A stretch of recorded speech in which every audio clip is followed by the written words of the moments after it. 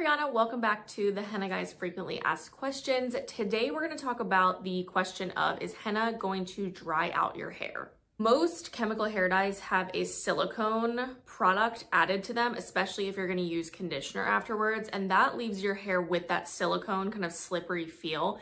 Because henna is natural, it doesn't have that, and it's actually going to strengthen your hair by binding to the keratin. So henna is amazing for that purpose because it's going to strengthen and not break down like some of the ingredients in chemical hair dyes. Henna is a plant, which can sometimes be gritty. So if you're new to dyeing your hair with henna, you may feel a little bit left over in your hair unless you're really careful, really diligent about rinsing it all out. To really avoid that, you want to make sure that you rinse the henna completely out of your hair, maybe even doing what I like to call a mermaid rinse, which is where you fill your bathtub up, swirl your head around, really get all of that henna out of your hair so that you don't have any grittiness left.